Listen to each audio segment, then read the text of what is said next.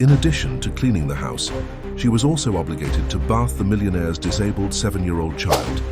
He thinned he could replace emotional absence with money and expensive gifts, until one day when he came home early, he was confronted with a scene that left him in shock. Watch until the end to see the outcome. If this story interested you, subscribe to our channel. Don't forget to like this video and tell us which city you're watching us from. We'll keep going. The imposing iron gates of the Harrison mansion slowly opened as Maria Rodriguez clutched her worn leather bag closer to her chest.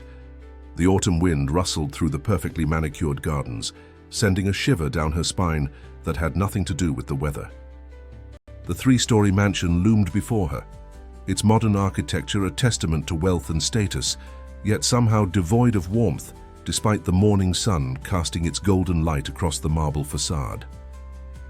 Maria had worked in many wealthy homes before, but something about this place felt different. Perhaps it was the way the windows seemed to stare down at her like judgmental eyes, or how the perfectly symmetric topiary seemed almost artificially pristine. As she walked up the curved driveway, her sensible shoes crunching against the gravel, she couldn't shake the feeling that this job would be unlike any other.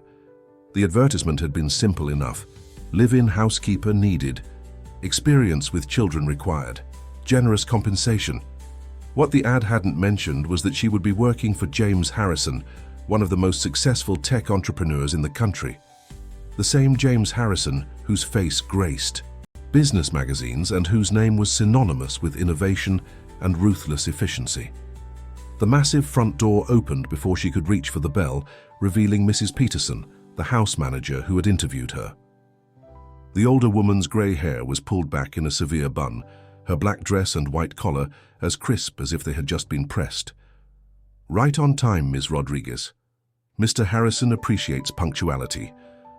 Her voice carried the same clinical efficiency that seemed to permeate every inch of the property. As Maria followed Mrs. Peterson through the foyer, her eyes widened at the sight of the interior. The ceiling soared 2 stories high, crowned by a crystal chandelier that must have cost more than she would earn in 5 years. The walls were adorned with abstract art pieces that probably held deep meaning for someone, but to Maria they only added to the sense of coldness that pervaded the space. "Your primary responsibility will be taking care of young Thomas, Mrs. Peterson explained as they walked, their footsteps echoing on the marble floor. "The boy's schedule is strictly regulated. Breakfast at 7:30 a.m., followed by his online classes, physical therapy at 11:00 a.m., lunch at 1:00 p.m. The list went on, each activity plotted with military precision. Maria listened carefully, but her attention was drawn to a small movement at the top of the grand staircase. There, partially hidden behind a pillar, sat a small boy in a wheelchair. Thomas Harrison, 7 years old, was watching them with eyes that seemed far too serious for his age. When he caught Maria looking at him, he quickly wheeled himself back, disappearing into the shadows of the upper floor. "The boy requires special attention," Mrs. Peterson continued, either not noticing Thomas or choosing to ignore him. "Since the accident, Mr. Harrison has invested in the best medical equipment and hired top-tier physical therapists. The exercise room has been converted into a rehabilitation facility. You'll need to assist Thomas with his daily exercises when the therapist isn't here." They turned down a corridor lined with family photographs, but Maria noticed something strange about them. In each picture, the smiles seemed forced, the poses rigid. Even in what appeared to be vacation photos, there was a stiffness that spoke of obligation rather than joy. The most recent photos were notably absent of a woman's presence. Thomas's mother, Maria assumed, though she knew better than to ask about it. "Mr. Harrison works long hours," Mrs. Peterson said, leading Maria to what would be her room, a surprisingly spacious chamber with its own bathroom. "He expects complete professionalism and adherence to the schedule. Thomas's recovery is our top priority. The boy needs discipline and structure to progress in his therapy." As Maria unpacked her few belongings in her new room, she could hear the faint sound of wheels moving across the hardwood floors above. She thought about the brief glimpse she'd had of Thomas, not just his wheelchair or his expensive clothes, but his eyes. They were the eyes of a child carrying a weight far, too heavy for his small shoulders. Looking out her window at the perfectly maintained gardens, Maria made a silent promise to herself. She would do more than just follow schedules and maintain order. In this house of cold marble and rigid rules, she would find a way to bring warmth. Because what she had seen in Thomas's eyes wasn't just sadness. It was a desperate longing for something that all the money in the world couldn't buy. Maria's first week at the Harrison mansion passed in a blur of schedules and routines. Each morning began the same way, helping Thomas prepare for the day, ensuring he took his medications, and assisting him with his exercises. The boy rarely spoke, responding to questions with nods or shakes of his head, his eyes always downcast as if the marble floors held some fascinating secret. But Maria noticed things. She noticed how Thomas's fingers would linger on the piano keys in the music room, though no one ever played it. She saw how his eyes would light up momentarily when birds landed on the garden fence, only to quickly dim again, as if he'd remembered he wasn't supposed to show excitement. Most importantly, she noticed how he would wheel himself to his father's study door every evening, waiting silently until Mrs. Peterson would quietly tell him that Mr. Harrison was too busy for visitors. One particularly quiet afternoon, while Thomas was supposed to be working on his online mathematics lesson, Maria caught him trying to reach a book on a high shelf in the library. Without thinking twice, she walked over and grabbed it for him. It was a collection of paper airplane designs. "Do you like airplanes, Thomas?" she asked, keeping her voice casual as she handed him the book. It was the first time she'd seen him show interest in anything beyond his prescribed activities. Thomas clutched the book to his chest, looking nervous as if he'd been caught doing something wrong. "Father says I should focus on my studies and therapy," he mumbled, his voice so soft she had to lean in to hear it. Maria glanced at the computer screen where complex fractions waited to be solved. Then she looked at the boy's face, seeing the longing in his eyes as he held the book. Making a decision, she pulled up a chair next to his wheelchair. "You know, when I was your age, my father taught me how to make the perfect paper airplane. Would you like to learn?" The look of surprise on Thomas's face nearly broke her heart. "But it's not in my schedule," he whispered, glancing nervously at the door. "Sometimes," Maria said, carefully tearing a clean sheet of paper from his notebook, "the best things in life aren't scheduled." She began folding the paper with practiced movements, explaining each step as Thomas watched with growing fascination. For the first time since she'd arrived, she saw a genuine smile begin to form on his face as the paper took shape under her hands. When she finished, she held up the perfectly crafted airplane. "Would you like to try flying it?" Thomas hesitated, then nodded eagerly. Maria opened one of the large library windows, letting in a fresh breeze. She placed the airplane in Thomas's hands, helping him position it correctly. "Now just give it a gentle throw." The paper airplane soared through the air, catching an updraft and floating gracefully across the library before landing softly on a distant shelf. Thomas's face lit up with pure joy, and he let out a small laugh, a sound so precious and rare that Maria felt tears prick at her eyes.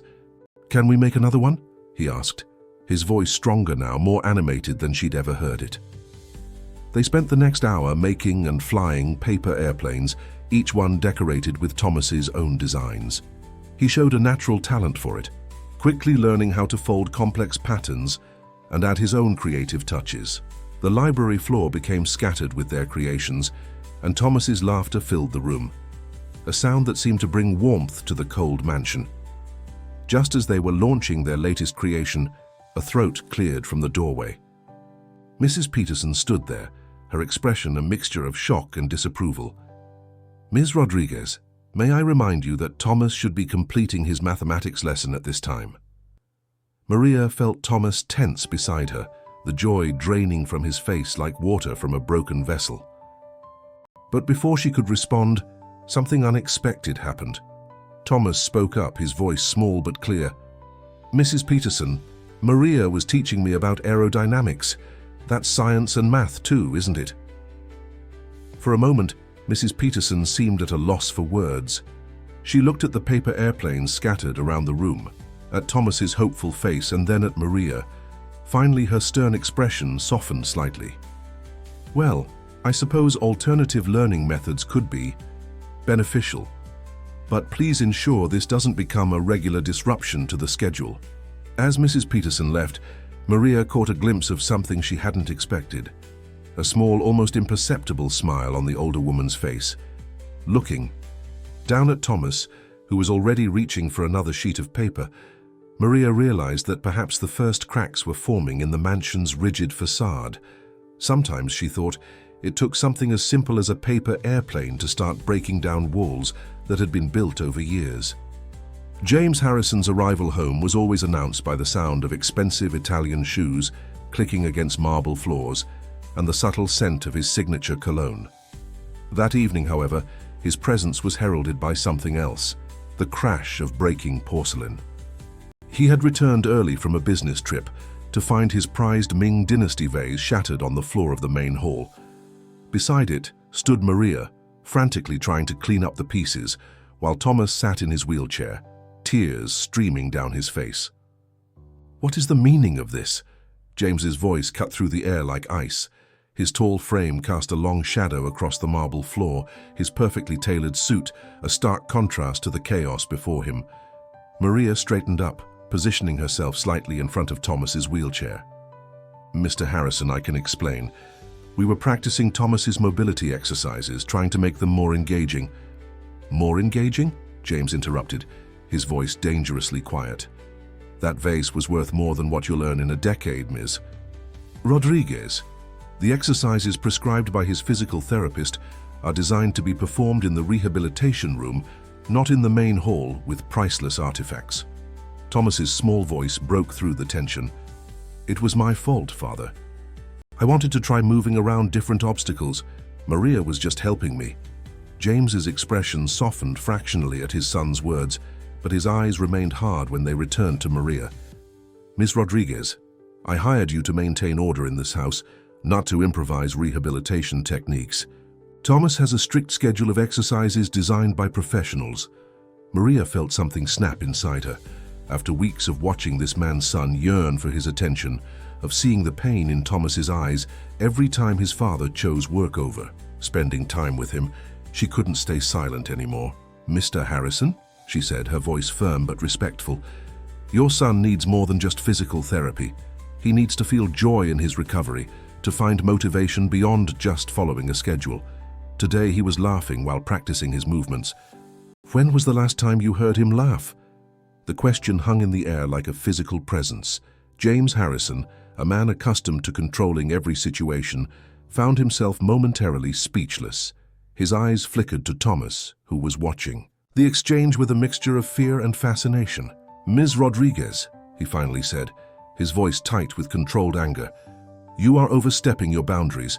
I have provided Thomas with the best medical care money can buy. The schedule we follow is designed by experts to optimize his recovery." "But recovery isn't just about the body, Mr. Harrison," Maria pressed on, her heart pounding but her voice steady. "It's about the spirit, too. Your son needs to believe in himself, to find joy in small victories. He needs..." "He needs what, Ms. Rodriguez?" James cut in sharply. "To play games with priceless artifacts? To ignore the carefully crafted schedule that ensures his progress?" "He needs his father," Maria said quietly, but with unmistakable conviction. "He needs love and encouragement, not just schedules and expectations." The silence that followed was deafening. James Harrison's face went through a series of emotions: anger, surprise, and something else, something that looked almost like pain. His eyes moved from Maria to Thomas, who was clutching the armrests of his wheelchair so tightly his knuckles had turned white. "Thomas," James said suddenly, his voice softer than Maria had ever heard it, "is this true? Do you enjoy these activities with Ms. Rodriguez?" Thomas looked up at his father, hope warring with fear in his eyes. "Yes, Father," he whispered. "When we make the exercises into games I don't think about how hard it is. I just think about trying to do better each time." James Harrison ran a hand through his perfectly styled hair, a gesture that seemed to crack his usually impeccable facade. For a moment he looked lost, as if the carefully constructed world he had built was shifting beneath his feet. "Mrs. Peterson," he called out, knowing the house manager was never far away. When she appeared, he spoke without taking his eyes off his son. "Please have the vase fragments preserved. I'll have it restored." Then, in a quieter voice that seemed to surprise even him, he added, "And perhaps we could move some of the more fragile items to the upper floors. It seems we need more space for alternative exercise methods." The look of pure joy that spread across Thomas's face in that moment was worth more than any Ming Dynasty vase. Maria felt tears prick at her eyes as she watched father and son look at each other. Really look at each other, perhaps for the first time in months. The days following the vase incident brought subtle but noticeable changes to the Harrison mansion. The most precious artifacts mysteriously migrated to higher shelves and display cases, while the main hall began to transform into what Maria privately called Thomas's playground. Furniture was rearranged to create wider paths, and somehow, cushioned corners appeared on the sharper edges of tables and cabinets. Mrs. Peterson, who had initially viewed these changes with thinly veiled horror, gradually began to offer suggestions of her own. "Perhaps," she said one morning, adjusting her ever-present clipboard, "we could incorporate some of Thomas's physical therapy exercises into his daily routine in different locations throughout the house. For variety, of course." Maria couldn't help but smile at the older woman's attempt to maintain her professional demeanor while clearly warming to the new approach. "That's a wonderful idea, Mrs. Peterson. Thomas has been showing more enthusiasm when we vary his exercise locations." The biggest change, however, was in James Harrison himself. Though still frequently absent due to work, when he was home, he began to linger in doorways, watching Thomas's therapy sessions with an expression that mixed confusion, concern, and something that looked almost like longing. One afternoon, as Maria was helping Thomas practice his arm exercises in the garden, she spotted James standing by the French doors, his usual suit jacket absent, his tie loosened. He had been standing there for nearly 10 minutes, and Maria decided it was time to take a chance. "Mr. Harrison," she called out, pretending not to notice how he startled at being discovered. "Would you like to join us? Thomas is getting quite good at his reaching exercises." Thomas's head snapped up, his eyes finding his father with that familiar mixture of hope and apprehension. James hesitated, his hand tightening on the doorframe. I have a conference call in 20 minutes. "This won't take long," Maria assured him, keeping her voice light. "Besides, Thomas has been wanting to show you his progress." Something in James's expression shifted at those words. He checked his watch, then slowly walked across the manicured lawn toward them. Thomas sat up straighter in his wheelchair, his face glowing with anticipation. "What exactly are you working on?" James asked, his voice carrying that slightly awkward tone of someone trying to speak a foreign language. Maria picked up a colorful ball they had been using. "We're practicing controlled movements," she explained, placing the ball on a small table they had set up. "Thomas needs to reach for the ball and grasp it firmly, then move it to different positions without dropping it. It helps with his coordination and upper body strength."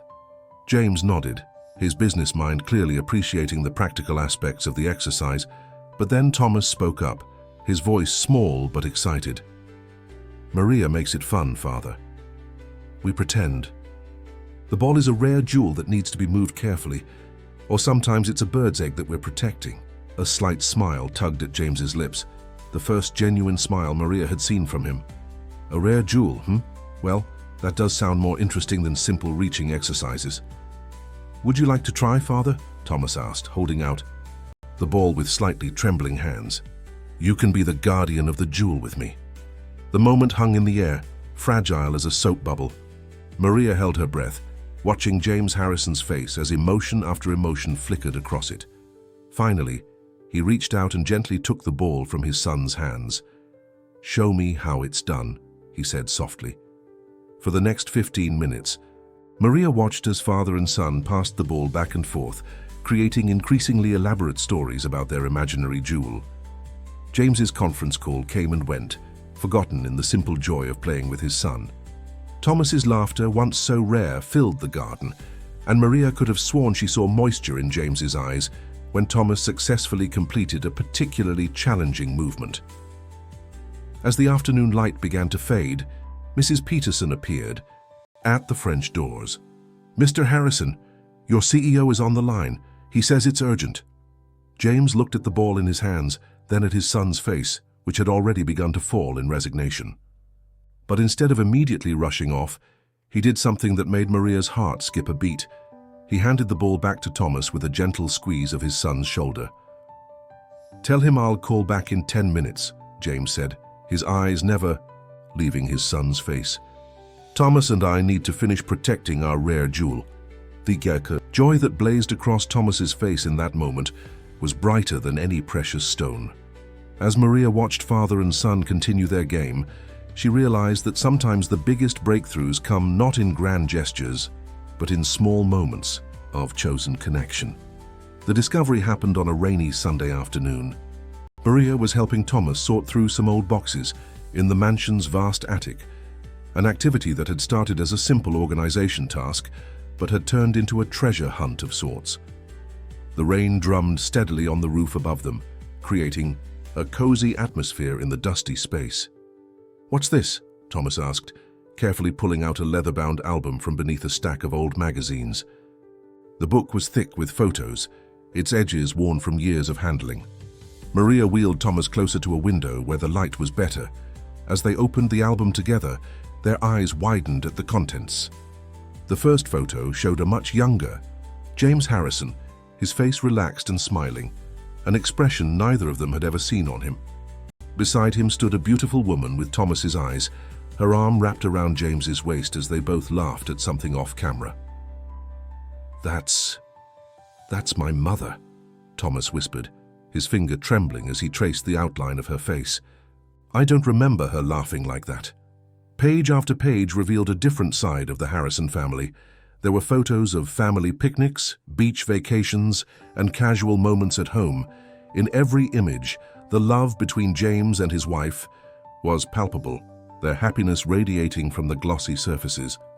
But it was the photos of a very young Thomas that caught Maria's attention, images of a little boy running, jumping, and playing with both his parents. "Your mother was very beautiful," Maria said softly, watching Thomas's face as he absorbed these glimpses of his past. "And look how much fun you all had together." Thomas nodded, unable to speak as he turned the pages. They came across a series of photos from what appeared to be a family trip to a small lake house. In one particular image, James was teaching a 4-year-old Thomas how to skip stones across the water, both of them laughing as the stones splashed into the lake. "I remember that day," Thomas said suddenly, his voice filled with wonder. "Dad spent hours teaching me how to hold the stones just right. Mum made hot chocolate, and we stayed out until the stars came out." The sound of footsteps on the attic stairs made them both look up. James Harrison stood in the doorway, his weekend casual wear a stark contrast to his usual suits. His eyes fixed on the album in Thomas's lap, and for a moment something like pain flashed across his face. "I didn't know these were still up here," he said quietly, walking over to them. His hand reached out, almost unconsciously, to touch one of the photos, an image of his wife holding a newborn Thomas. "Mother looks so happy in these pictures," Thomas said, looking up at his father. "And you look different too, Dad." James sank down onto an old trunk beside Thomas's wheelchair, his eyes never leaving the album. "We were very happy," he said, his voice thick with emotion. "Your mother, she had a way of making everything brighter, more colorful. She could turn the simplest moments into adventures."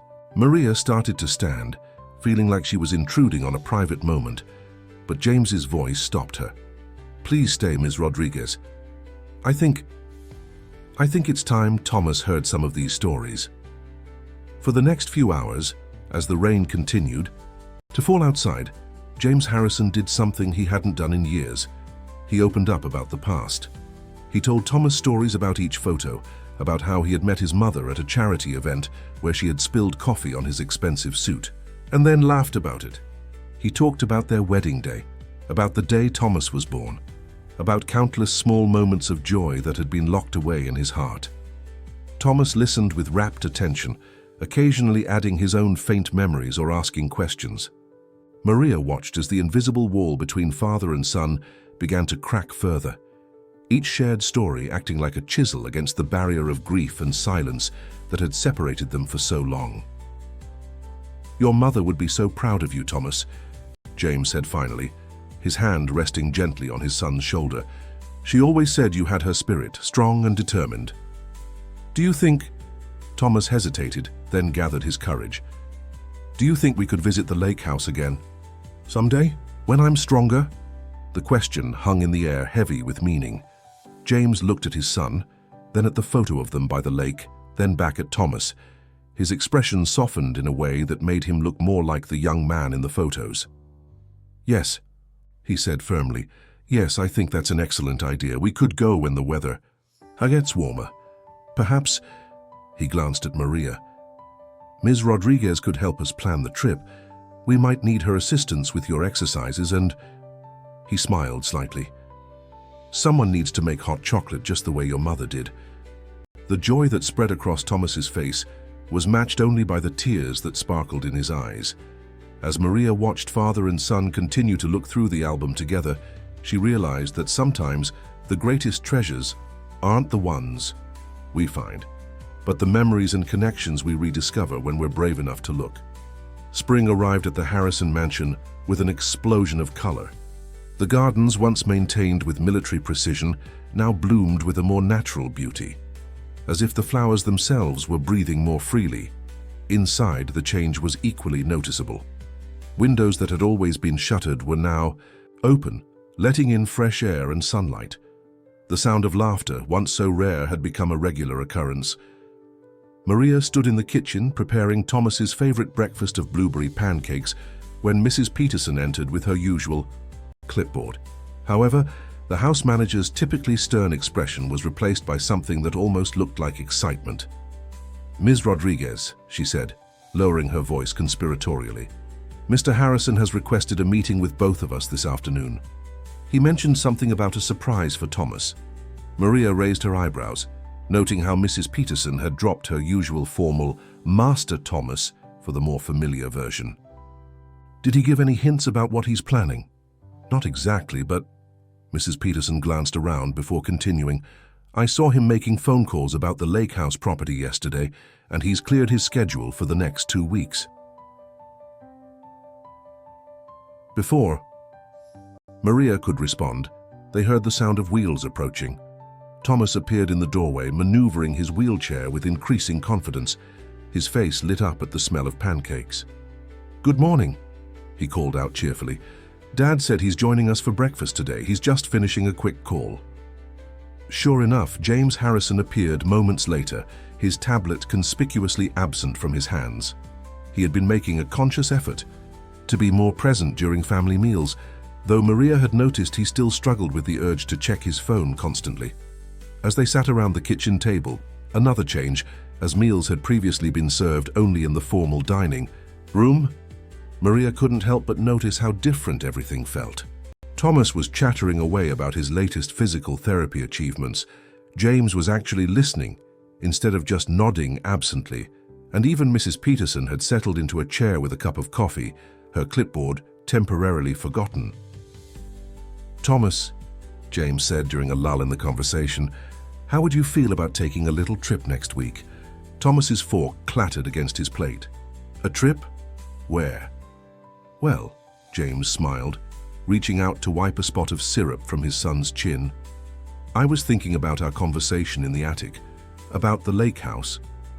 The look of pure joy that spread across Thomas's face made Maria's heart swell. "Really? We're really going to the lake house?" "If you feel up to it," James said carefully. "I've spoken with your physical therapist, and she thinks a change of environment might actually be beneficial. We'd need to modify your exercise routine slightly, but—" "Yes," Thomas exclaimed, then caught himself and added more formally, I mean, yes, I feel up to it, Father." James chuckled, a sound that was becoming less rare these days. "I thought you might say that. And Ms. Rodriguez," he turned to Maria, "I hope you'll agree to come with us. Thomas will need your help with his exercises and—" He hesitated, then added softly, "You've become an important part of his progress, of our progress." Maria felt tears prick at her eyes, "I would be honored, Mr. Harrison." "Mrs. Peterson," James continued, "I trust you can handle things here." "While we're gone?" The house manager straightened in her chair. "Of course, sir, though—" She hesitated, then plunged ahead. "Might I suggest packing some board games? I remember Thomas and his mother used to enjoy them during rainy days at the lake." James's eyes softened at the mention of his late wife. "That's an excellent suggestion. In fact," he turned to Thomas, "why don't you and Ms. Rodriguez go through the game closet today? Pick out your favorites, and maybe we could practice some of them before we go." Thomas's eyes widened. "You'll play with us?" "Yes," James said firmly. "I will. In fact—" He pulled out his phone and, to everyone's amazement, turned it off completely. "Why don't we start now? These pancakes are delicious, but I remember a certain Monopoly champion who needs to defend his title." As Thomas wheeled himself excitedly toward the game closet, with James following close behind, Maria and Mrs. Peterson exchanged knowing looks. The mansion that had once felt like a museum was transforming into a home, and its inhabitants were transforming with it. "Remarkable," Mrs. Peterson murmured, watching father and son disappear down the hallway. "Simply remarkable." Maria agreed silently, beginning to clear the breakfast dishes. The upcoming trip to the lake house felt like more than just a vacation. It felt like a promise of new beginnings, of healing, and of a family, learning to rebuild itself with love instead of schedules, with joy instead of obligations.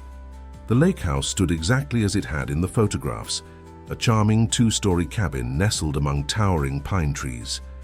Unlike the mansion's imposing modernism, this place exuded warmth and nostalgia. As their car pulled up the gravel driveway, Thomas pressed his face against the window, his eyes wide with excitement. "It looks just like I remembered," he whispered, his breath fogging the glass. "Even the tire swing is still there." James, who had been unusually quiet during the drive, stared at the swing swaying gently in the breeze. "Your mother hung that," he said softly. "She insisted every lake house needed a tire swing, even though you were barely walking at the time." Maria watched the exchange from the back seat, noting how James's hands tightened slightly on the steering wheel. This place clearly held powerful memories for both father and son. The question was whether those memories would help heal old wounds or reopen them. As they unloaded the car, Maria was struck by how different James Harrison looked in casual clothes, jeans and a sweater instead of his usual tailored suits. He seemed younger somehow, more approachable. He had even left his laptop at the mansion, bringing only his phone for emergencies. The inside of the lake house was dusty but well preserved, protected by sheets that had been draped over the furniture. As they uncovered each piece, more memories emerged. Thomas pointed out the corner where he used to build blanket forts, while James discovered his wife's collection of board games still stored in the window seat. "Look, father," Thomas called out, wheeling himself toward a wall covered in height marks and dates. "There I am, age 4, age 5. His voice trailed off as they all realized the measurements stopped abruptly after that. An uncomfortable silence fell over the room. Maria quickly stepped in, pulling out some of the board games they had brought. "Why don't we get settled in and then play something? I heard Thomas is quite the Scrabble champion." The tension eased as they fell into the familiar routine of setting up the game. But something had shifted in James's expression. He kept glancing at the height markers on the wall, his face troubled. Later that evening, after Thomas had gone to bed, Maria found James sitting on the back porch, staring out at the moonlit lake.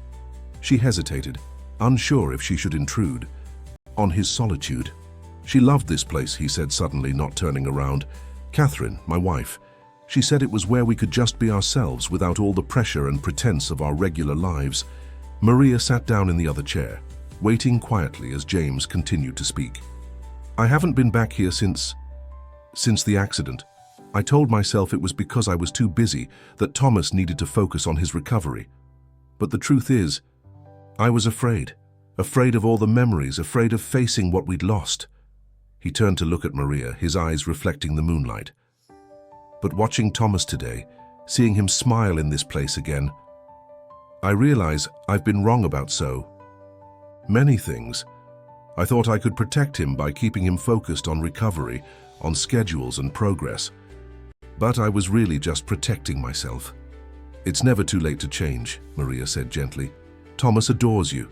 He just wants to connect with you, to share moments like you used to. James nodded slowly. You know, Catherine would have liked you, Ms. Rodriguez. She always said that love and laughter were the best medicine. He smiled ruefully. I should have listened to her more. A sound from inside the house made them both turn. Thomas had wheeled himself to the doorway, looking uncertain. I couldn't sleep, he said hesitantly. I kept thinking about how Mom used to make hot chocolate on nights like this. James stood up immediately. She used to add little marshmallows and a pinch of cinnamon, he remembered aloud. Would you like to try making it together? Thomas's face lit up. Really? You remember how she made it? I remember everything about her, James said softly. I just haven't been very good at sharing those memories. He turned to Maria. Would you like to join us? I think it's time Thomas heard more stories about his mother. In the cozy kitchen, as James and Thomas worked together to recreate Catherine's special hot chocolate recipe, Maria watched a transformation take place. With each shared memory, each small laugh, each moment of connection, the walls between father and son continued to crumble. As they sat around the kitchen table, sipping their hot chocolate and sharing stories, Maria realized that sometimes the best therapy doesn't happen in scheduled sessions or structured environments. Sometimes it happens in simple moments like these, where love and memories blend together like marshmallows melting in warm chocolate. The next few days at the lake house brought a steady stream of small but significant changes. Every morning, James would wheel Thomas out to the dock, where they would spend time watching the sunrise together, something they had never done at the mansion. They started calling these moments their quiet time, though increasingly they were filled with conversations about everything from Thomas's hopes for the future to James's memories of meeting Catherine. Maria adapted Thomas's exercise routine to incorporate the natural environment.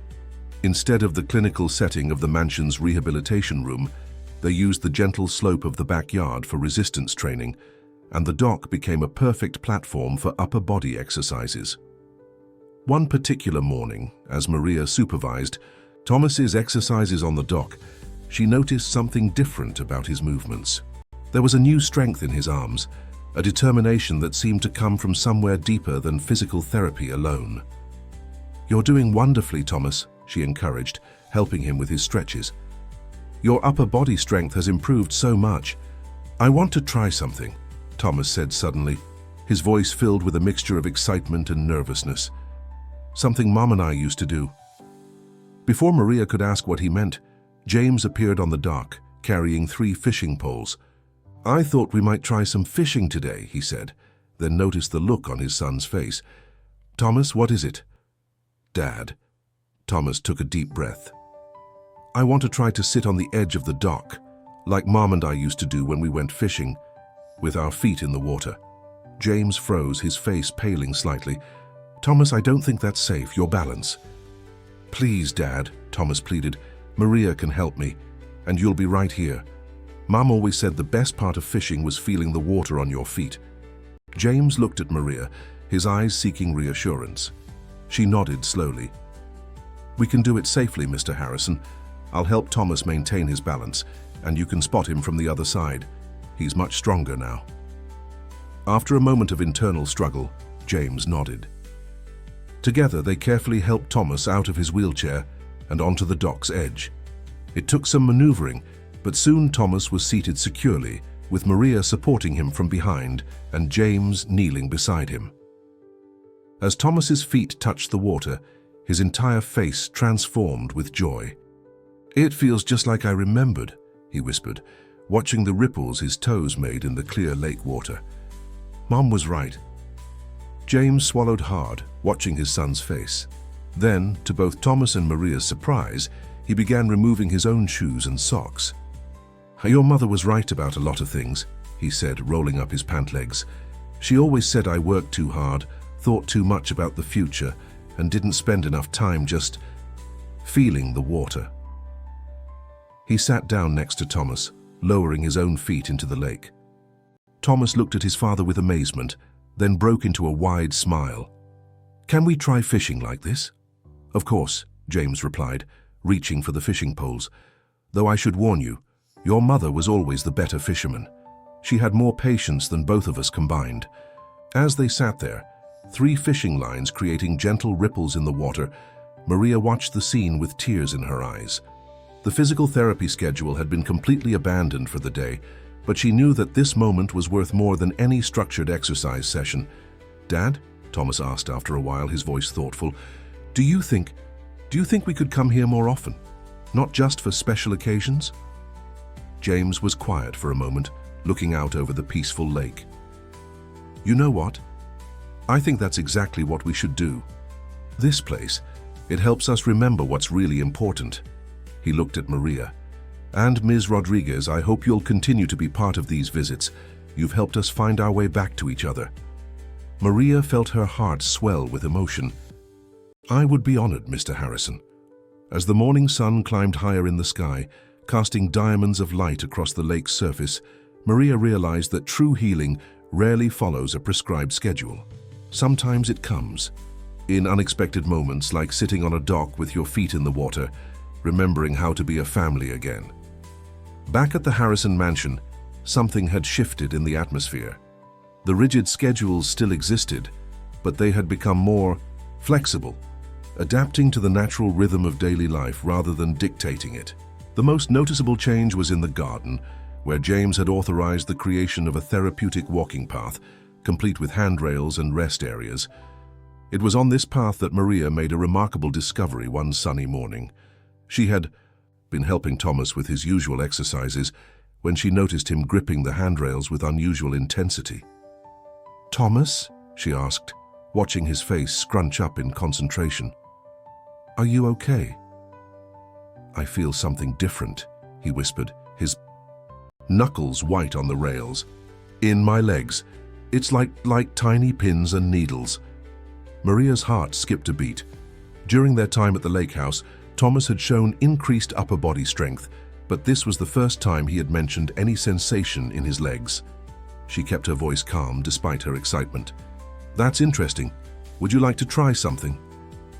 Thomas nodded, his face set with determination. Maria positioned herself in front of him, her hands ready to support him if needed. "Okay. Hold onto the rails tightly. Now I want you to try to focus on those feelings in your legs. Don't force anything. Just concentrate on the sensation." To her amazement, Thomas's right leg twitched slightly. It was barely noticeable, but it was definitely a voluntary movement. Thomas gasped, his eyes wide with disbelief. "Did you see that?" he exclaimed, his voice trembling with excitement. "Maria, did you see?" "I did," she said softly, her own eyes filling with tears. "Can you try again?" They spent the next 15 minutes working with that small movement, Thomas alternating between intense concentration and bursts of joyous laughter. When he finally tired, Maria helped him back into his wheelchair, her mind already racing with the implications of this development. "We need to tell your father," she said, wheeling him toward the house, "and call your physical therapist." But Thomas grabbed the wheels, stopping their progress. "Wait," he said, his voice suddenly uncertain. Could we practice more first before telling Dad? I want to be sure it wasn't just a one-time thing." Maria understood his hesitation. After all the progress they'd made, Thomas was still afraid of disappointing his father. "Of course," she assured him. "We can work on it together for a few days. But Thomas, your father will be overjoyed no matter what. You know that now, don't you?" Thomas nodded slowly, a small smile forming on his face. "He's different now, isn't he? Since the lake house." "We're all different," Maria replied, thinking about how the Harrison mansion itself seemed to have softened its edges. Change is a good thing. Over the next few days, Maria and Thomas worked secretly in the garden, documenting every small twitch and movement. Mrs. Peterson, who had noticed their increased time on the walking path, provided cover by scheduling Thomas's other activities around their practice sessions. On the 4th day, as they worked on the leg movements, a shadow fell across the path. They looked up to find James standing there, his suit jacket draped over one arm, his tie loosened. He had been coming home earlier these days, trying to be more present in Thomas's daily life. "What's going on here?" he asked, his tone curious rather than accusatory. "Mrs. Peterson mentioned you've been spending extra time out here." Thomas looked at Maria, who gave him an encouraging nod. Taking a deep breath, he gripped the handrails and focused intently. For a moment, nothing happened, and Maria could see the tension building in his small frame. Then, slowly but surely, his right leg moved forward, a small step, but a deliberate one. The sound that escaped James's throat was unlike anything Maria had ever heard from him, a mixture of a gasp and a sob. He dropped his jacket and rushed forward, kneeling beside Thomas's leg. How? He struggled to form complete sentences, his hand hovering near his son's leg, as if afraid to touch it. "We discovered it a few days ago," Maria explained, gently. "Thomas wanted to be sure it wasn't just a fluke before telling you." James looked up at his son, his eyes shining with tears. "You wanted to be sure?" "Oh, Thomas." He wrapped his arms around his son, holding him close. "Every tiny movement, every small step, it's all amazing. You're amazing." Thomas buried his face in his father's shoulder, his own tears flowing freely. "I was afraid of disappointing you if it didn't last." "Listen to me," James said firmly, pulling back to look his son in the eyes. "You could never disappoint me, never. I'm the one who lost sight of what was truly important. But I promise you, from now on, we'll celebrate every victory together, no matter how small." As Maria watched father and son embrace again, she noticed Mrs. Peterson standing at the garden door, dabbing at her eyes with a handkerchief. The house manager caught her eye and gave her a watery smile and a nod of approval. In that moment, surrounded by the blooming garden and the sounds of joyful tears, Maria realized that this was more than just physical progress. It was a symbol of how far they had all come, a family learning to trust, to hope, and to love again, one small step at a time. News of Thomas's progress spread quickly through the Harrison household. The physical therapist was called immediately, and after a thorough examination, confirmed what they had all hoped. Thomas was showing signs of neural regeneration. While she cautioned against expecting too much too quickly, she agreed that the development was promising. James's response to the news was unexpected. Instead of immediately launching into an intensive new therapy regimen, as he might have done months ago, he asked the therapist a different question. "What can we do to make this journey enjoyable for Thomas?" The therapist, who had worked with the family since the accident, couldn't hide her surprise at the change in James Harrison's approach. She suggested incorporating more play-based activities into Thomas's therapy, and James threw himself into the task with the same intensity he usually reserved for business deals. The mansion's gym was transformed into what Thomas called his adventure room. Exercise equipment was integrated with game elements, and the sterile white walls were painted with murals of forests and mountains.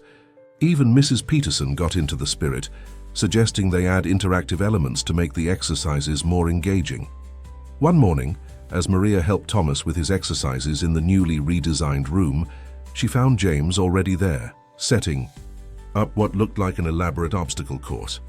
"What's all this?" she asked, watching him arrange cushions and markers on the floor. James straightened up, looking slightly embarrassed but excited. "Well, Thomas mentioned yesterday that he was getting bored with the regular exercises, so I thought maybe we could turn it into a game." He gestured to the course he had created. "Each station represents a different challenge, but they're all designed to work on the movements his therapist recommended." Thomas wheeled himself closer, his eyes wide with interest. "It looks like a treasure hunt map," he observed, pointing to the way the stations were connected with painted lines on the floor. "Exactly," James grinned, pulling out a crumpled piece of paper from his pocket. I actually made a story to go with it, about a brave explorer searching for a magical artifact. Each exercise is part of the adventure." He trailed off, suddenly self-conscious, but Thomas was already beaming. "Can we try it now, please?" What followed was one of the most remarkable therapy sessions Maria had ever witnessed. James, who had never shown any talent for storytelling before, wove an elaborate tale about their quest. Each exercise became part of the adventure. Stretches were reaching for magical keys, leg movements were crossing enchanted bridges, and balance exercises were navigating through mystical forests. Most touching of all was how James participated, in every challenge alongside Thomas, getting down on the floor to demonstrate movements, making sound effects for their adventures, and celebrating every small victory with unbridled enthusiasm. Mrs. Peterson, who had come to deliver their morning snack, stood in the doorway watching the scene with amazement. The usually impeccable James Harrison was now sitting cross-legged on the floor, his tie completely askew, making whooshing noises as Thomas attempted a new movement. "Who would have thought," she murmured to Maria, "that Mr. Harrison had such imagination?" "Sometimes," Maria replied softly, "we just need the right reason to let our inner child out." The session ended with Thomas successfully completing a series of small but significant movements with his legs. He was tired but glowing with accomplishment. As Maria helped him back into his wheelchair, he looked up at his father with shining eyes. "Dad," he asked, "could we do this again tomorrow? Maybe with a different story?" James, still slightly disheveled from crawling around on the floor, knelt beside his son's wheelchair. "How about we create the story together? Your mother always said you had the best imagination in the family." Thomas's face lit up even more. "Really? Could we make it about the lake house, with magical fish and secret caves?" "That sounds perfect," James said, straightening his son's shirt with gentle hands. "And maybe Ms. Rodriguez and Mrs. Peterson could help us with ideas too. Make it a real team adventure." As they all began brainstorming ideas for the next day's story, Maria watched the scene with a full heart. The Harrison mansion, once so cold and regimented, was now filled with the sound of laughter and the warmth of shared imagination. Sometimes, she realized, the strongest therapy isn't found in medical textbooks or rigid schedules, but in the simple act of playing together, of finding joy in the journey rather than focusing solely on the destination. The piano music drifted through the Harrison mansion one Sunday afternoon, something that hadn't happened in years. Maria followed the sound to the music room, where she found Thomas sitting at the grand piano, his fingers hovering uncertainly over the keys while James sat beside him on the bench. "Mom used to play this song," Thomas said softly, pressing one key at a time. "I remember she would let me sit next to her and try to follow along." James nodded, his own hand ghosting over the keys. "She played every evening after dinner, said music was food for the soul." He smiled at the memory. "I never learned to play myself, always too busy with work. But she tried to teach me this piece once." Maria watched from the doorway as father and son sat together at the piano, both trying to piece together a melody from their memories. The scene was so different from the rigid therapy sessions that used to dominate their days. "Mr. Harrison," she said, stepping into the room, "I actually know a bit of piano. Would you like me to help?" Both Thomas and James looked up with surprise and eagerness. Maria sat down on a nearby chair and began guiding them through the basics. Thomas, it turned out, had a natural ear for music, just like his mother.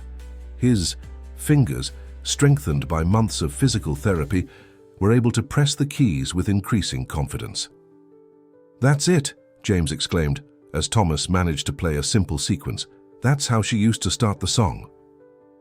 Encouraged by his father's enthusiasm, Thomas continued practicing, his face scrunched in concentration. James watched with wonder as his son's fingers moved across the keys, creating a halting but recognizable version of Catherine's favorite melody. "You know," James said thoughtfully, "we could get you proper piano lessons if you'd like. Your mother always wanted that for you." Thomas's hand stilled on the keys. "Really? But what about my therapy schedule?" "We'll make it work," James said firmly. "Music can be therapeutic too.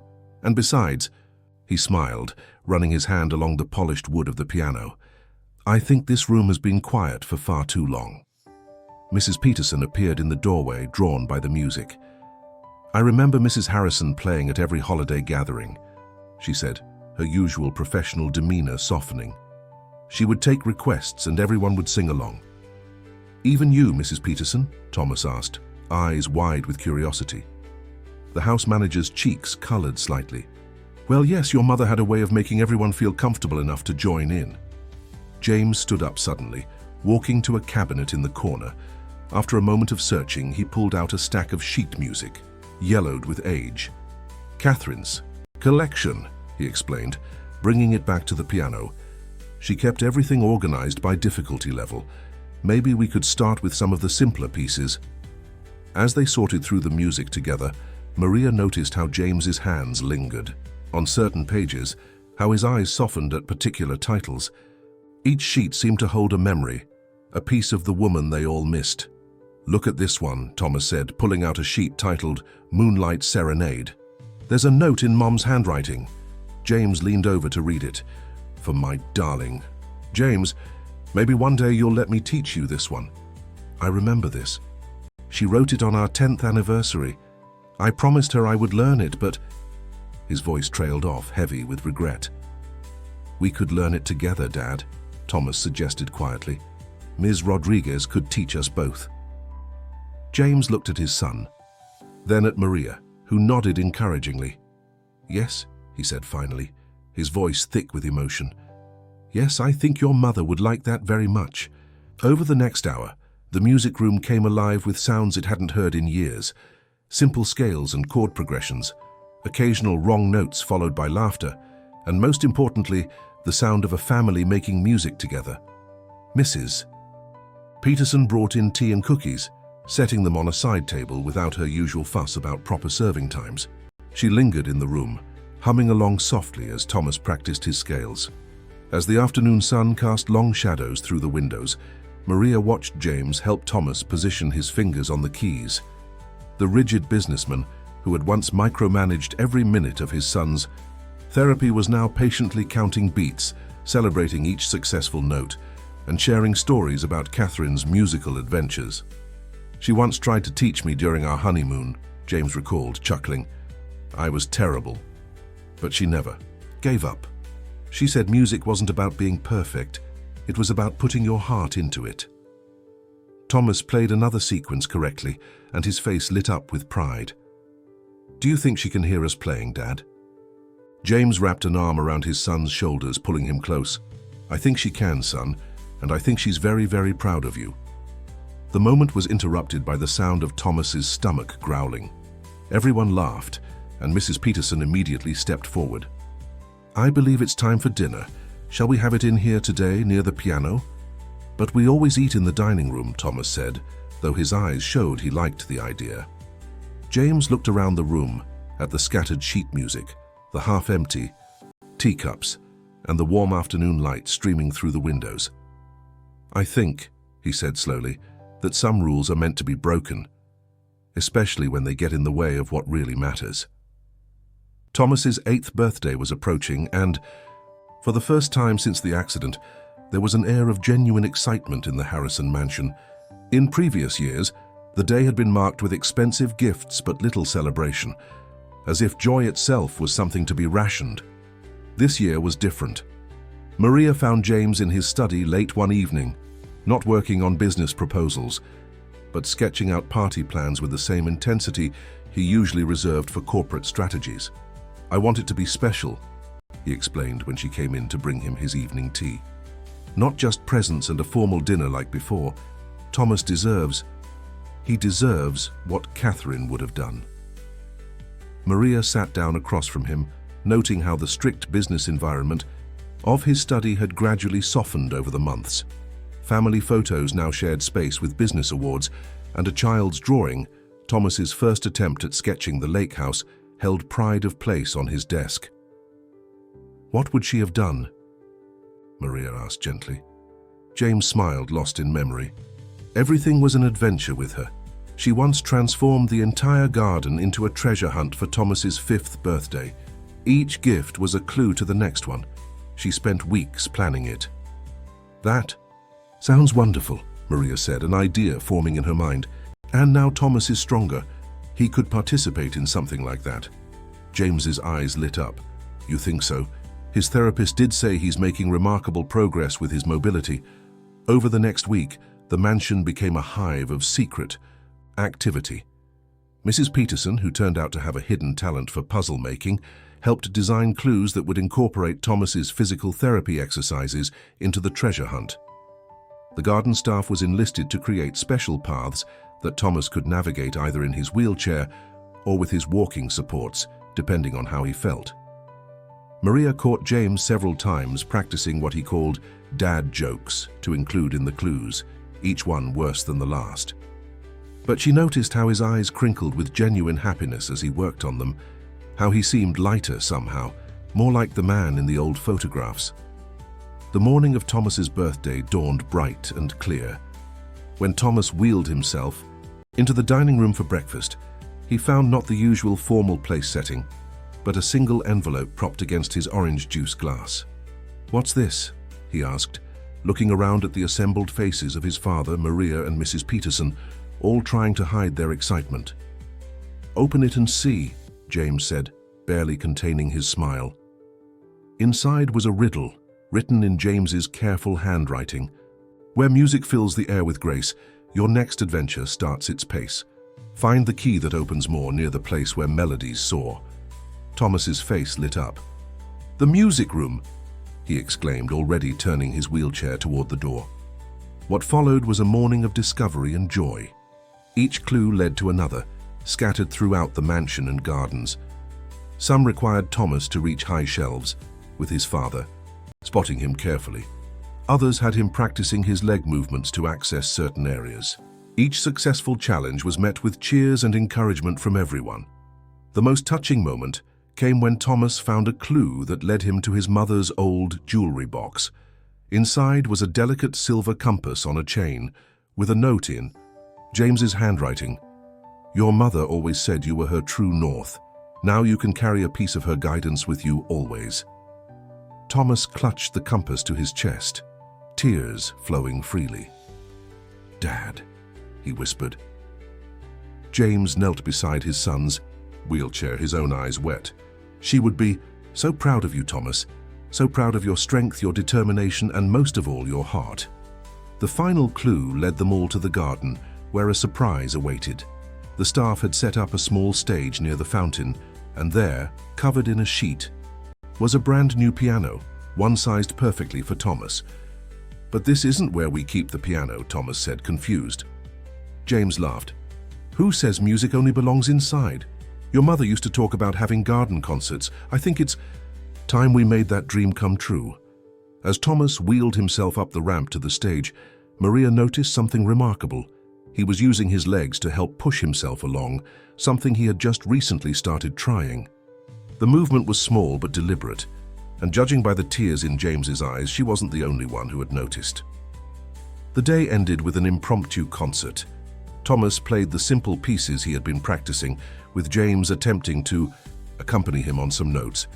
Mrs. Peterson surprised everyone by revealing a lovely singing voice, and even the garden staff joined in for some songs. As the sun began to set, casting a golden glow over the gathered group, Maria watched Thomas beam with happiness from his place at the piano. James stood behind him, one hand resting proudly on his son's shoulder, looking more at peace than she had ever seen him.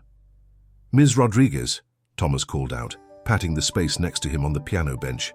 "Will you help me play Mum's favorite song? I've been practicing it specially." As Maria sat down to help him with the melody, she realized that this birthday celebration wasn't just about Thomas turning 8. It was about a family being reborn, about love finding new ways to express itself, and about the healing power of joy freely given and received. The autumn breeze rustled through the garden as James Harrison paced nervously in his study. For the first time in his career, he had moved a crucial board meeting from the corporate headquarters to his home. The decision had raised eyebrows among his executives, but James was adamant. He wouldn't miss Thomas's physical therapy session, not today, when his son was showing such promising progress. Maria found him adjusting his tie for the third time in front of the mirror. "Mr. Harrison," she said gently, "everything is prepared in the conference room. Mrs. Peterson has arranged the refreshments, and Thomas is ready for his session in the garden." James nodded. his reflection showing the conflict in his eyes. "I've never mixed my personal and professional lives before," he admitted. "The board expects a presentation on our quarterly projections, but instead, I'm going to show them something very different."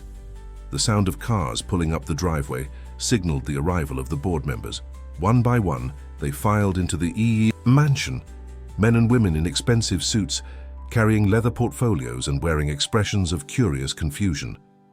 Mrs. Peterson led them to the conference room, where they settled around the large mahogany table. James stood at the head, his tablet ready, but instead of launching into his usual financial presentation, he gestured toward the floor-to-ceiling windows overlooking the garden. "Ladies and gentlemen," he began, his voice carrying a new kind of authority. "Before we discuss business, I want to show you why I've brought you here today." In the garden below, Thomas was working with his physical therapist, with Maria nearby for support. The board members watched as the young boy gripped his walking supports, determination etched on his face. "8 months ago," James continued, "I would have said that business was the most important thing in my life. I measured success in profit, margins and market share. I thought providing the best medical care money could buy was enough for my son." He paused as Thomas took a small but deliberate step forward. Several board members leaned forward in their chairs, engrossed despite themselves. "I was wrong," James said simply. "What my son needed, what we both needed, was something money couldn't buy. We needed to remember how to be a family again." As if on cue, Thomas achieved a series of steps, more than he had ever managed before. His delighted laugh carried through the windows, causing several board members to smile involuntarily. "My company has always prided itself on innovation," James continued, "on finding new solutions to old problems. But I've learned that sometimes the most innovative solution is also the simplest: love, patience, and the courage to change." He touched his tablet, and the screens around the room came to life with a new presentation. "That's why I'm proposing a major change to our corporate structure. I want to introduce flexible working hours for all employees with families, on-site childcare facilities at all our major offices, and a comprehensive family support program." The board members exchanged glances, some skeptical, others intrigued. James pressed on, his voice growing more passionate. "I'm not just the CEO of this company. I'm a father, and I believe that by helping our employees be better, parents will build a stronger, more loyal, more productive workforce." One of the older board members, a man who had worked with James for decades, spoke up. "This is unexpected, James. It's quite a departure from your usual focus on bottom line efficiency." James smiled, gesturing again to the garden where Thomas was now showing off his progress to Maria and the therapist. "Look at my son. 6 months ago he barely smiled. Now he's not just recovering physically, he's thriving. And do you know what made the difference? Not the expensive equipment or the prestigious specialists. It was having people around him who cared enough to help him find joy in the journey." He turned back to the board, his eyes shining with conviction. "I want every parent in our company to have the chance I almost missed, the chance to be there for their children's moments of triumph, no matter how small."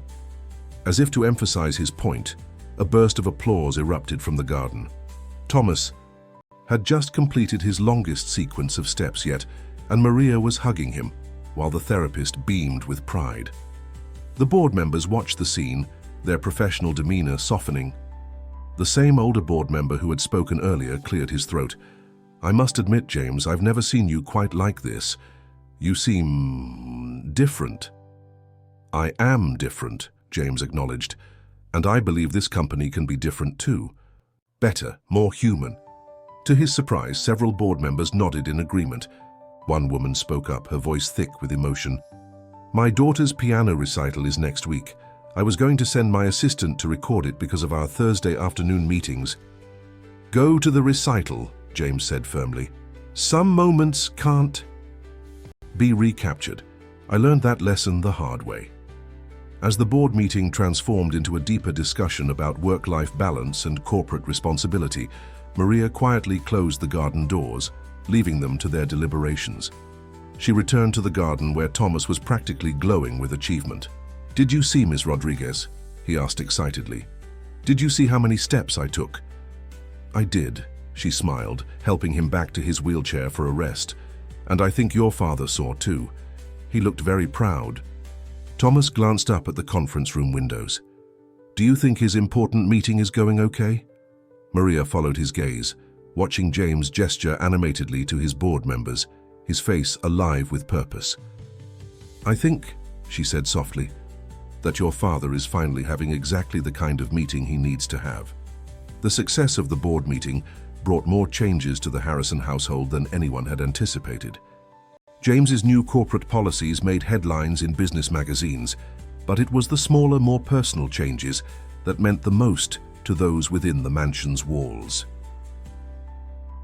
One crisp morning, Maria arrived in the kitchen to find James attempting to make pancakes, something she had never seen before. He was covered in flour, and the first few attempts were clearly destined for the trash, but his face showed determined concentration. "Mr. Harrison?" she asked, trying to hide her surprise. "Can I help you with those?" "Thank you, but I want to do this myself," he replied, flipping a slightly misshapen pancake. Thomas mentioned that his mother used to make him special pancakes on Saturday mornings. I never learned how, but I thought it was time to try." Maria watched as he continued his culinary adventure, offering quiet suggestions only when asked. When Thomas wheeled himself into the kitchen, the look of pure joy on his face at seeing his father cooking made all the mess worthwhile. "Dad?" Thomas's voice was filled with wonder. "Are you making Mum's pancakes?" James turned from the stove, his face softening. "Well, I'm trying to. They might not be quite as good as hers, but—" "Can I help?" Thomas asked eagerly. "I remember some of what she used to do." Soon, father and son were working together at the kitchen counter, with Thomas directing from his wheelchair and James following his instructions with the same attention he usually gave to business proposals. The kitchen filled with the smell of butter and vanilla and something else, the warm aroma of memories being honored and new traditions being born. Mrs. Peterson found them all there, the usually immaculate kitchen in cheerful disarray, plates of pancakes in various stages of perfection scattered across the counter. To everyone's surprise, instead of her usual concerns about order and schedules, she simply rolled up her sleeves and began brewing coffee. "Mrs. Harrison always said a messy kitchen meant a happy home," she remarked, a small smile playing at her lips.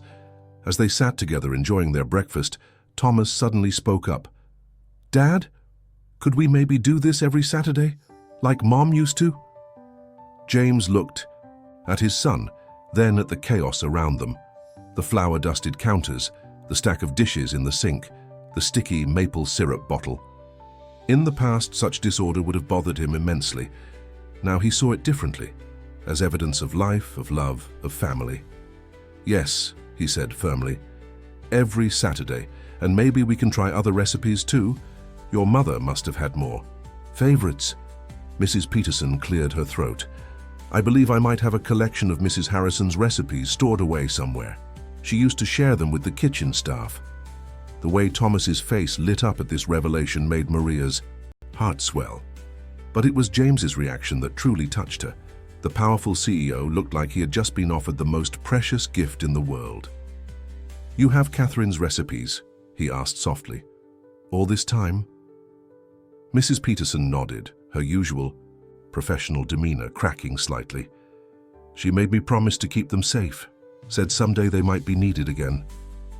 I think she always believed you would find your way back to moments like this." James stood up abruptly, and for a moment, Maria thought he might be overwhelmed.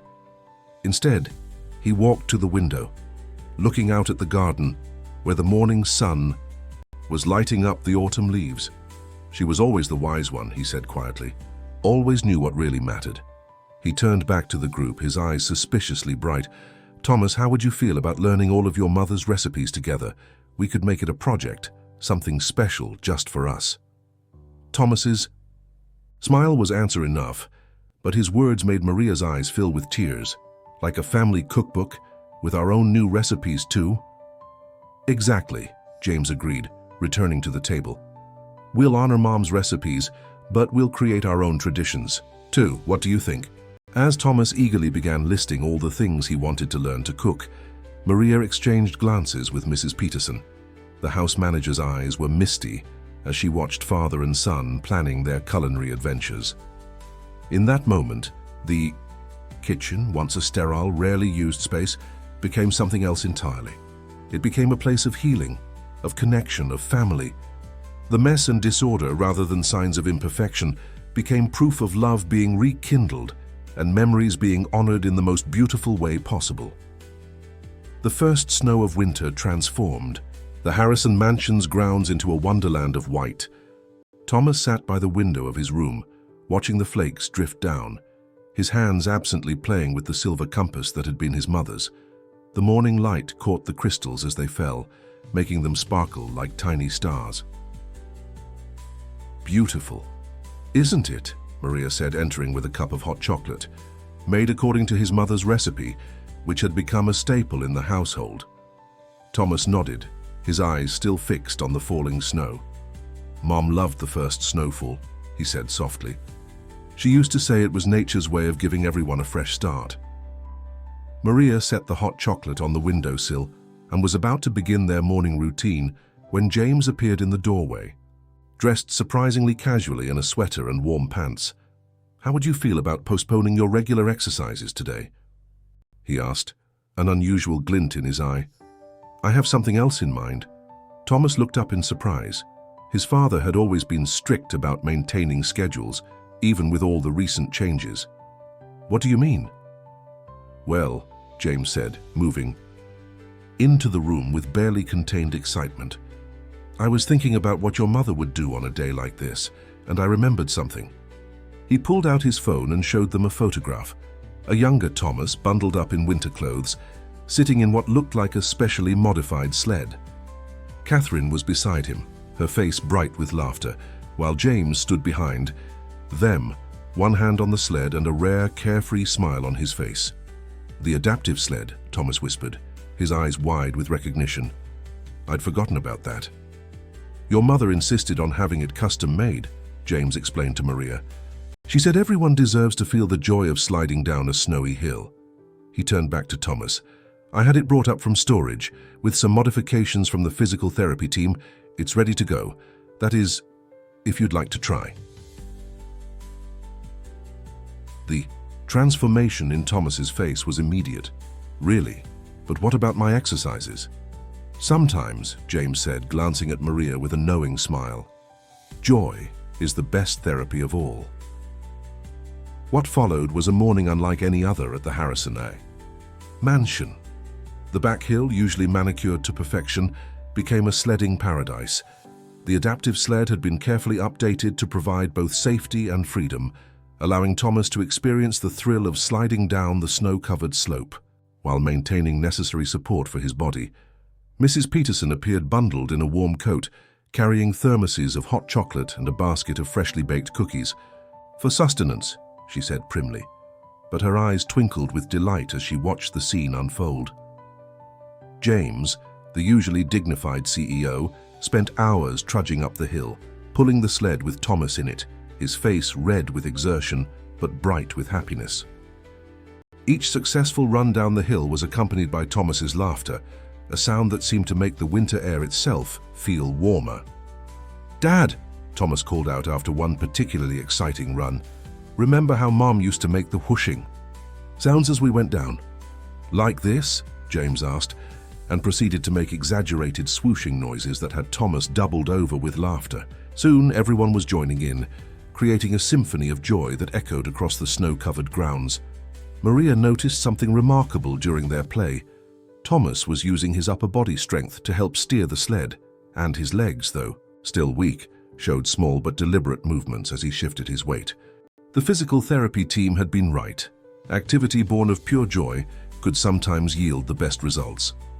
As the morning wore on, other staff members from the mansion drifted out to watch and eventually join in. The gardener helped create small ramps for added excitement, while the security team ensured everything remained safe while joining in the fun themselves. During a break for hot chocolate, Thomas sat wrapped in a warm blanket, his cheeks pink from the cold and excitement. "Dad," he said, his voice thoughtful, "do you think we could do this every first snow? Make it our tradition?" James, who was sitting beside him on a bench they had cleared of snow, wrapped an arm around his son's shoulders. "I think that's a wonderful idea, and maybe—" He looked at the surrounding staff members who had become more like family over the past months. "Maybe we could make it a tradition for everyone here." Mrs. Peterson, who was distributing cookies, paused. "Mrs. Harrison always did say the more the merrier. She believed joy should be shared." "She was right," James said softly, watching as some of the staff members took turns on spare sleds they had brought out. "About so many things." Thomas fingered the compass around his neck.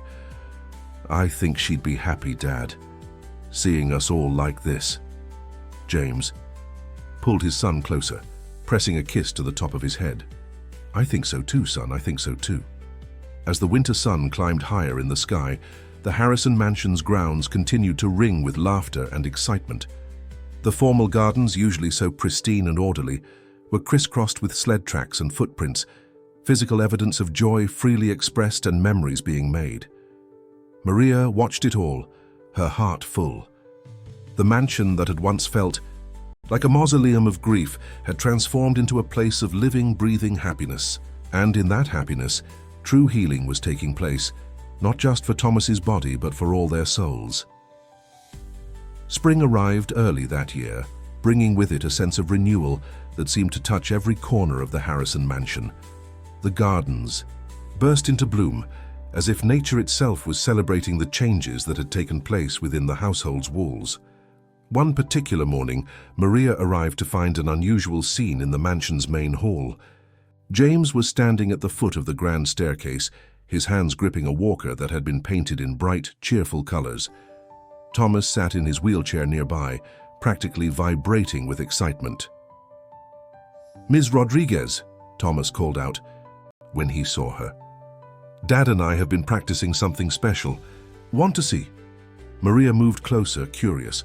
The physical therapy team had reported remarkable progress in recent weeks, but there was something different about this morning, an electricity in the air, a sense of anticipation. James knelt beside his son's wheelchair, his usual business attire replaced by comfortable clothes suited for physical activity. "Remember what we talked about," he said softly to Thomas. "No rushing. We take it one step at a time." With careful movements, Thomas transferred himself from the wheelchair to a standing position, gripping the walker for support. This itself was not new. He had been practicing standing and taking small steps for weeks, but there was a determination in his face that Maria hadn't seen before. "I want to try the stairs," Thomas announced, his voice small but firm. Maria's breath caught in her throat. The grand staircase had always been a symbol of what Thomas couldn't do, a literal and metaphorical barrier in the mansion. Now he was looking at it not as an obstacle, but as a challenge to be met. James positioned himself behind Thomas, ready to support him if needed. "Just like we practiced with the physical therapy team," he reminded gently. "Remember what they said about keeping your balance?" Thomas nodded, his face scrunched in concentration. With deliberate movements, he began to approach the first step. The walker had been specially modified to work on stairs, another example of James using his resources not just to buy equipment, but to adapt it to his son's specific needs. Mrs. Peterson appeared at the top of the stairs, drawn by the activity. Her usual clipboard was absent, and she watched with barely concealed emotion as Thomas faced his challenge. The first step was the hardest. Thomas's legs trembled with effort, but his face showed no fear, only determination. With support from the walker and his father's steady presence behind him, he lifted his foot and placed it on the first step. "That's it," James encouraged softly. "You've got this, son." Slowly, steadily, Thomas began to climb. Each step was a battle, each movement a victory. Sweat beaded on his forehead, but his grip remained firm on the walker. One step, another, another. Halfway up, he paused to rest, breathing heavily. "Dad," he whispered, This is where I used to watch you leave for work every morning. James's breath caught audibly. "I remember," he said, his voice thick with emotion. "I should have stopped, should have taken the time to." "It's okay," Thomas interrupted, his face turned up to his father's. "We're here now, together." With renewed determination, Thomas continued his climb. Maria and Mrs. Peterson watched in awe as he conquered each step, his movements becoming more confident as he progressed. Finally, after what seemed like both an eternity and a moment, Thomas reached the top of the stairs. As he took the final step onto the landing, tears were flowing freely down everyone's faces. "I did it," Thomas breathed, his face glowing with triumph. "Dad, Ms. Rodriguez, I did it." "You did," James agreed, gathering his son into a careful hug. "You absolutely did." Mrs. Peterson disappeared briefly and returned with a camera. "I think," she said, her voice uncharacteristically emotional, "this is a moment we should capture." As she took pictures of father and son at the top of the stairs, Maria noticed something profound. The grand staircase, which had once seemed to divide the mansion into separate worlds, the accessible and the inaccessible, now stood as a symbol of what could be overcome with love, determination, and support. James helped Thomas sit down safely at the top of the stairs, both of them taking in the view of the main hall below. "You know what this means?" James asked, his arm around his son's shoulders. "What?" "Now you can help me choose the paint colors for the upstairs rooms. Your mother always said they needed brightening up." Thomas's face lit up with excitement. "Could we make my new room the color of the lake house walls, the blue-green that Mom loved?" "We can make it any color you want," James promised. "In fact," he looked around the landing with new eyes, "I think this whole place could use more color, more life. What do you think?" As father and son began enthusiastically planning the mansion's transformation, Maria exchanged glances with Mrs. Peterson. The house manager's eyes were suspiciously bright as she made notes about paint samples and color schemes on her ever-present clipboard. The morning sun streamed through the mansion's windows, casting long beams of light across the stairs that Thomas had just conquered. In that light, Maria could almost imagine Catherine's spirit, watching over her family as they continued their journey of healing, one step at a time. The lake house looked different in the early summer light, its windows gleaming with fresh paint and new curtains fluttering in the breeze. 1 year had passed since their first return to this special place, and the changes were evident not just in the building, but in the people who now gathered on its sunny deck. Thomas sat in a comfortable chair by the railing, his walking supports leaning nearby, but not currently needed. His legs, though still requiring assistance for longer distances, had grown stronger through months of dedicated therapy, and more importantly, through the joy of natural movement that came with play and daily life. James stood at the grill, something that would have been unthinkable a year ago, attempting to master the art of barbecuing while consulting a handwritten recipe card from Catherine's collection. Mrs. Peterson, who had surprised everyone by accepting the invitation to join them for the weekend, was setting up a picnic table with Maria's. "Help!" "Dad," Thomas called out, watching a boat pass by on the lake, "can we try fishing again today? From the dock?" James looked up from his grilling attempts, his face breaking into a warm smile. "Of course, though I think we should wait until after lunch, unless you want these burgers to end up as crispy as last time." Everyone laughed, remembering James's first disastrous attempt at grilling the previous evening.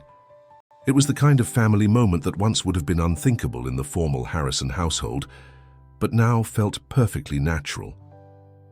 Maria watched as Thomas reached for his glass of lemonade, his movements confident and controlled. She remembered their first days together, when such a simple action would have required assistance and careful supervision. Now, while he still faced challenges, his progress was remarkable, not just physically, but in his growing confidence and joy for life. "Ms. Rodriguez," Thomas said, turning to her with bright eyes, "remember the first paper airplane we made together, in the library?" "Of course," she smiled, recalling that pivotal moment when a simple folded paper had begun to crack the mansion's rigid facade. "Well, I've been practicing something," he announced proudly. "Dad, can I show everyone?" James immediately stepped away from the grill, handing the spatula to Mrs. Peterson with a sheepish grin. "Please take over before I create another culinary disaster." Thomas reached for a piece of paper from the nearby table and began folding it with practiced movements.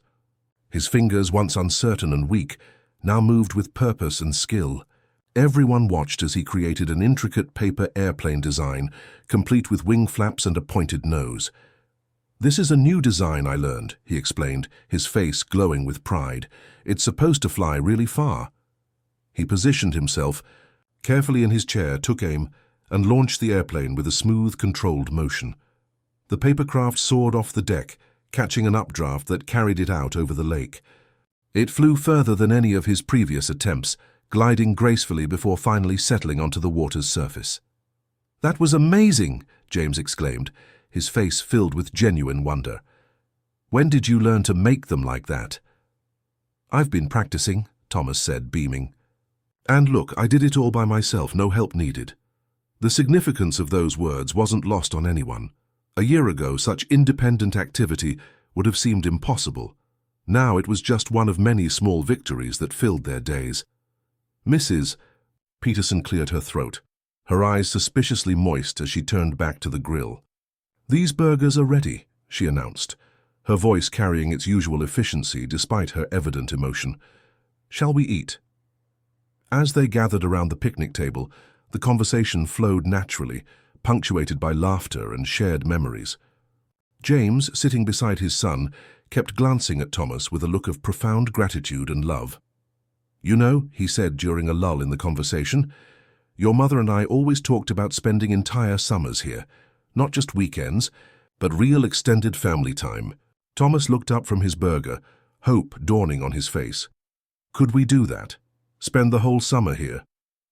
James shared a meaningful look with Maria and Mrs. Peterson before turning back to his son. "Actually, I've been thinking about more than just the summer. What would you say if we made this our primary home? We could still keep the mansion for when we need to be in the city, but this could be our real home." The joy that spread across Thomas's face was answer enough, but his words made Maria's heart swell. "Really? We could live here, where Mom was happiest." "Where we were all happiest," James corrected gently, "and where we can be happy again." "Ms. Rodriguez," he turned to Maria, "I hope you'll consider making this transition with us. Thomas's therapy can continue here, and we've already seen how beneficial this environment is for his recovery." Maria looked around at the lake house, at the love and healing it represented, and felt tears prick at her eyes. "I would be honored," she said softly. Mrs. Peterson straightened in her chair. "Well, if we're going to make this our primary residence, there are quite a few arrangements to be made. The kitchen will need updating, and we should consider converting the ground floor study into a therapy room." As she pulled out her ever-present clipboard and began making notes, everyone exchanged amused glances. Some things never changed, and they wouldn't want them to. The afternoon sun sparkled on the lake's surface, and a gentle breeze carried the scent of pine needles and fresh flowers. Thomas launched another paper airplane, this one soaring, even further than the last. As they watched it fly, Maria realized that sometimes the greatest journeys aren't measured in miles, but in the distance between who we were and who we become. The late summer evening wrapped the lake house in golden light as Maria finished helping Thomas with his final exercise session of the day. His progress over the past year had been remarkable, but what struck her most wasn't the physical improvements. It was the light in his eyes, the confidence in his smile, the joy that seemed to radiate from him with every achievement, no matter how small. As they made their way back to the house, Thomas using his walking supports with growing confidence, they heard music drifting from the newly installed piano on the wraparound porch. James sat at the keys, carefully picking out the melody of Moonlight Serenade, the piece Catherine had once hoped to teach him. "Dad's getting better," Thomas whispered to Maria, his face glowing with pride. "He practices every morning before work calls."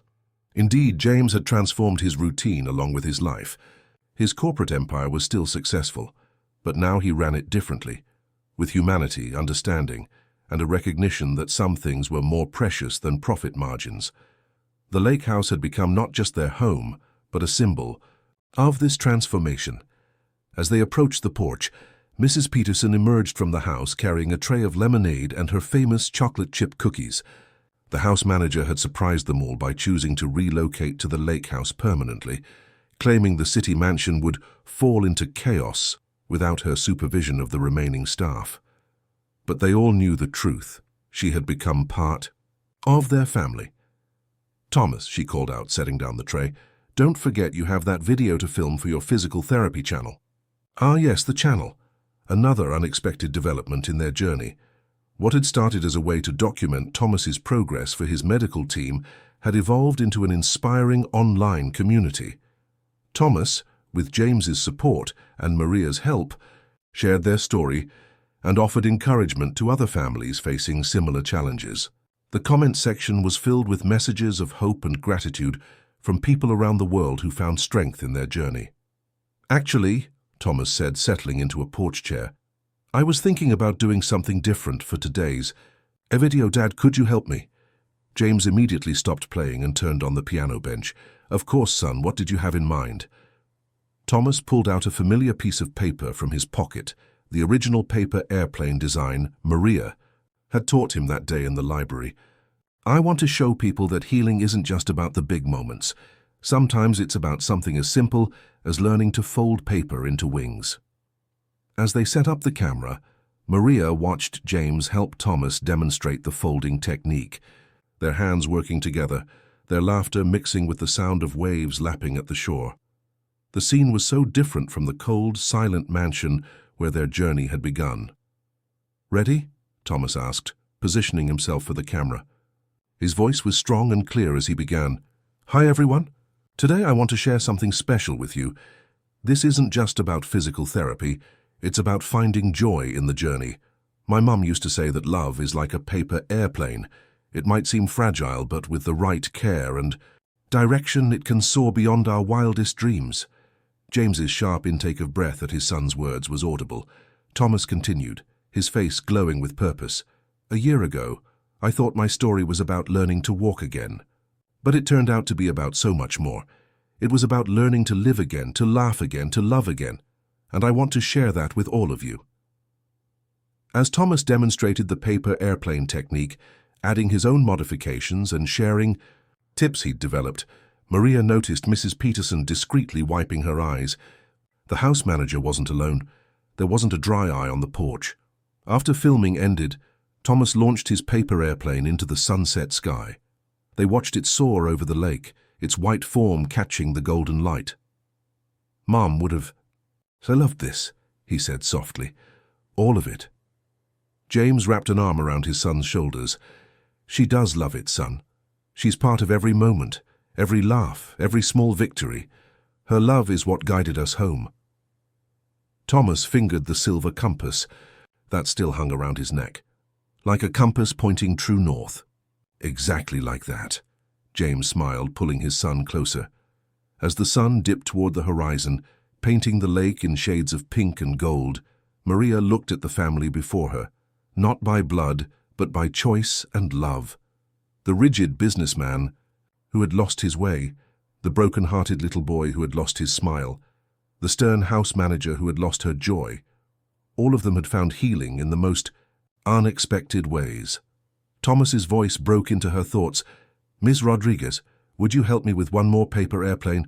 I want to try that new design we were working on." "Of course," she smiled, moving to sit beside him. As they began folding the paper together, she realized that sometimes the greatest healing doesn't come from medical procedures or rigid schedules, but from simple moments of connection, from paper airplanes and piano music, from laughter and love freely given. The Harrison family had been rebuilt, not with wealth or status, but with the currency of kindness, understanding, and joy. Their story, like the paper airplanes Thomas loved so much, had taken flight in unexpected ways, carrying messages of hope to others facing their own challenges.